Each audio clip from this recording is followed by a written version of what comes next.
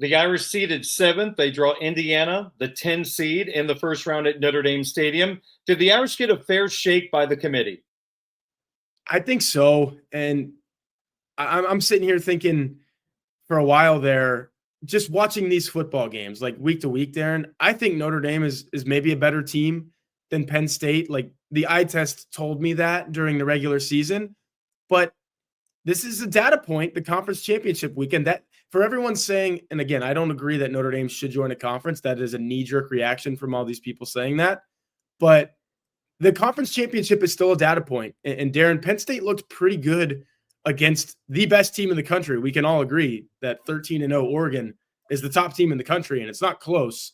Penn State put up a lot of points against that team. I know Oregon's offense is probably better than its defense, but 37 points against the top team in the country. Penn State probably would have liked to stop Oregon a bit more, but Oregon's been doing that to a lot of teams, pretty much everyone not named Wisconsin. So that's a data point. And I think the committee saw that and said, hey, if this Penn State team is going to play Oregon that closely, then why are we going to drop them? If Texas is going to play Georgia, a winner of the last two of the last three national titles, I was actually there at that game. And Darren, I can tell you that it looked like 90-10, maybe 95-5 in terms of fan support at that game. Texas still goes to overtime, loses by 3 points.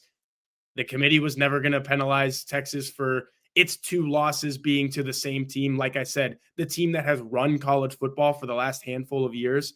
So in terms of should Notre Dame been ranked ahead of either of those teams, there's a small case of some people saying, yeah, I think Notre Dame would beat both of those teams. But Darren, Notre Dame also lost to NIU, and I think that's the difference here. Notre Dame's loss to NIU is much, much worse than anything Texas or Penn State has in the loss column this year. Tyler, you look at Indiana's resume, it doesn't overwhelm you. Their two best opponents, they lost at Ohio State by double digits, and they barely beat Michigan at home. How big of a threat do you believe Indiana is for Notre Dame? I think Indiana is very well coached, and that's kind of an equalizer in these do or die games where you have 60 minutes to either save your season and keep going, or you're at home.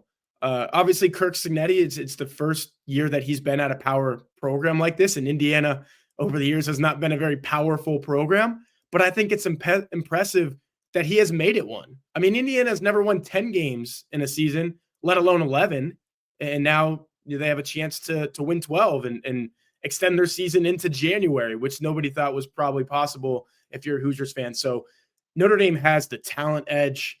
They're at home. There's so many intangible things that Notre Dame has going for it. But heck, man, if this game gets tight and nerves start to become a factor, I think Indiana could play Notre Dame pretty closely just because they are so well coached.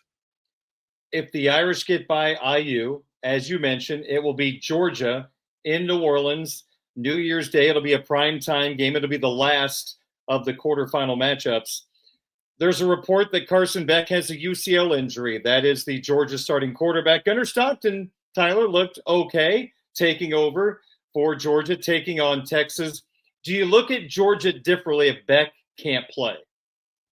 To be honest with you, not really. And maybe it's like a shot in the arm that Georgia needed in a season where they don't look like the team that won the national title in 2021 season, national title in 2022 season. Last year, the only team they lose to is Alabama. And Nick Saban was always Kirby Smart's kryptonite. I mean, they were one of the best teams in college football last year, Darren.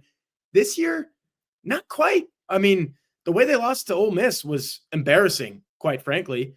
And getting down 28-0 against Alabama in that game, I know they only lost by a touchdown eventually. 28-0, that was embarrassing. So you've seen some things this year from Georgia that don't really feel like the team that they've been lately. So maybe this is a shot in the arm where they're like, okay, let's rally around. Let's go be the dogs that we know that we are. The other side of that is I'm just not that high on Carson Beck to begin with. I get it. He's been there a while, but it doesn't feel like he's surefire national championship winning quarterback. Now, is Gunnar Stockton that? Probably not, because he's been backing up Carson Beck this whole time. And you trust Georgia's coaches to know who the best quarterback on that roster is, and they think it's Beck. So it could be a bad thing for Georgia in that way. But like you said, he looked fine in the second half against Texas. And the big thing for me, Darren, is that defense. When Georgia's defense is humming and they're playing connected and together, I mean, like I said, Texas has lost twice this season, both times to that team. And it was the defense both times was the reason why the Longhorns ended up losing those games. So I do worry from a Notre Dame perspective. I think people are overlooking the possibility of Notre Dame heading south, and there will be a lot of red in that stadium too. I can guarantee you that.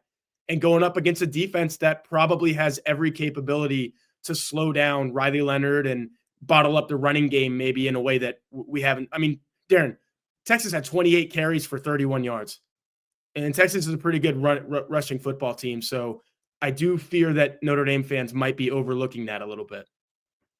Tyler, any concerns? You were at the Coliseum watching USC throw the football pretty effectively against the Irish, outside of those 2 pick sixes by the Notre Dame secondary. Curtis Rourke is a very efficient quarterback for Indiana. Do you feel like that Indiana might have a blueprint to work with based on what USC was able to accomplish against the Irish in the regular season finale? Anybody watching or listening to this, or anybody on our blue and gold message board, knows that I'm not a big weather guy. Like, I don't think if you're a good football player in 80 degrees, you probably are a good football player in 30 degrees. But I did listen to Mike Singer and Kyle Kelly and Jack Sobel the other day in their live reaction piece while I was traveling home from the SEC title game, as I mentioned.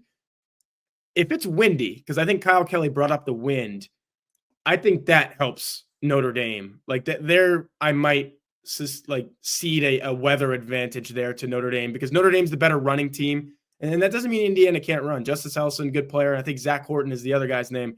Like they have pieces on their offense, but to your point, Curtis Rourke is probably the best quarterback that Notre Dame's faced on this schedule. I know that's not saying much, because you go through up and down the list, and there's a couple of triple option guys, and then there's a couple of guys who got benched, and like there's all these different things.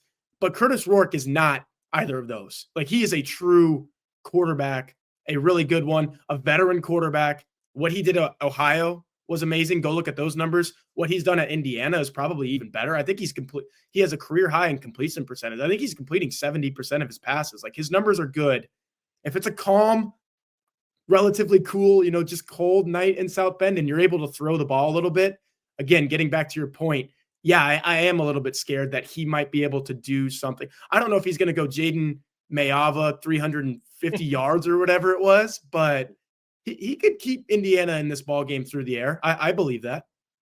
Blue and Gold Illustrated's Tyler Hork is my guest. So you're a Texas alum. They're on the left side of the bracket. Notre Dame is on the right side of the bracket. Do you feel like one side is more difficult than the other? Yeah, Notre Dame probably is on the right side. I would say, agree. like the easier side, especially, again, I'm not a huge Carson Beck guy, but he's their starter. And if you could tell me that Notre Dame gets to host a game at home against an in-state foe, that it is superiorly more talented than, like, it's not even close. Notre Dame has way more talented football players than Indiana. Hold serve at home. Then you play a team that, as I was mentioning earlier, does not look like the Georgia of old, or like the Georgia that we've come to know, without its starting quarterback. You have to like that if you're Notre Dame. And then you look at the 3 other teams that you could possibly face in the semifinal, and Notre Dame fans, I've heard it for a whole month there, and they wholeheartedly believe that they're better than Penn State. I think that Notre Dame is a better football team than Penn State, so you could beat them. SMU lost to a 3-loss Clemson team in the ACC title game. It's another one of those instances. I wrote a story at blueandgold.com on Sunday where Boise State, SMU, and even Penn State, Darren, I think Notre Dame gets on the football field against any of those 3 teams, and they're already the better team. Like, they have the, hey, we're Notre Dame advantage. Penn State, it's a little closer, but I still think Notre Dame is, more talented and whatnot than Penn State. So again, whole serve at home against an in-state team that hasn't beat you in South Bend since 1898 or whatever. Beat a team that doesn't have its starting quarterback, and then beat a team that you're better than, and all of a sudden you're in the national title. So again, I'm answering your questions in a little long-winded form, but yeah, I think Notre Dame got a pretty good draw.